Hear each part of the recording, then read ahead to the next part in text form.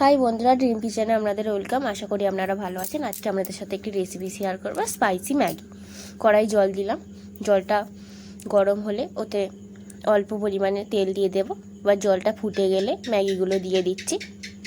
ম্যাগিগুলো দিয়ে দিলাম, দিয়ে ভালোভাবে নেড়ে দেব যেন ম্যাগিগুলো ছেড়ে যায়। ভালোভাবে নেড়ে দিচ্ছি ভালোভাবে। দেখুন আমাদের প্রায় ম্যাগিটা সিদ্ধ হয়ে গেছে।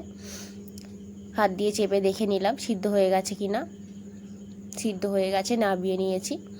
এবার ওই কড়াতেই অল্প পরিমাণে তেল দিয়ে দেব।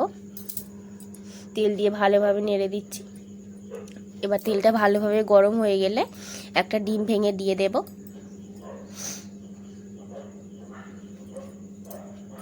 এবার ভালোভাবে নেড়ে দিচ্ছি যেন ভালোভাবে ঝুড়ো ঝুড়ো হয়। এবার অল্প পরিমাণে নুন দিয়ে দেব। নুন দিয়ে ভালোভাবে ঝুড়ো ঝুড়ো করে নিচ্ছি। ভালোভাবে ঝুড়ো ঝুড়ো করে নিতে হবে, লাল লালভাবে ভেজে নেব। দেখুন আমাদের ভাজা হয়ে গেছে। এবার নামিয়ে নিচ্ছি। এবার ওই কড়াতেই অল্প পরিমাণে তেল দিয়ে ভালোভাবে গরম হয়ে গেলে গাজর কুচি, পেঁয়াজ কুচি, লঙ্কা কুচি, বটবটি কড়াই কুচি, দুটো চেরা লঙ্কা দিয়ে দিলাম। দিয়ে ভালোভাবে ভেজে নেব, লাল লাল করে ভেজে নিতে হবে। ভালোভাবে নেড়ে নিচ্ছি যেন সব সবজিগুলো ভালোভাবে মিশে যায়। ভালোভাবে ভাজা হয়ে গেছে, দেখুন লাল লালভাবে ভাজা হয়ে গেছে। এবার অল্প স্বাদ মতন চিনি দিয়ে দিলাম। চিনি দিয়ে আবারও ভালোভাবে নেড়ে দিচ্ছি যেন চিনিটা গলে যায়। দেখুন ভাজা হয়ে গেছে। এবার অল্প অল্প করে ম্যাগিটা দিয়ে দেব। আমি ম্যাগিটা ঠান্ডা জলে ধুয়ে রেখেছিলাম, আপনারাও ধুয়ে রাখবেন। আমি ধুয়ে রেখেছিলাম। এবার ভালোভাবে সব একসাথে মিশিয়ে দিচ্ছি যেন সবজিটার সাথে সব একসাথে ভালোভাবে মিশে যায়।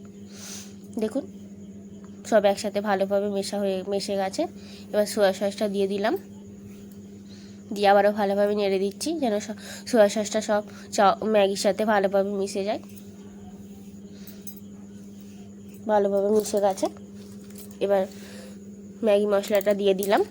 দিয়ে আবারও সব একসাথে ভালোভাবে মিশিয়ে নেব যেন সব একসাথে ভালোভাবে মিশে যায়। ভাজা ভাজা হয়ে গেছে দেখুন। এবার ঝুড়ো করে রাখা ডিমটা দিয়ে দিলাম। দিয়ে ভালোভাবে নেড়ে দেব। নেড়ে দিলেই আমাদের স্পাইসি ম্যাগি রেডি।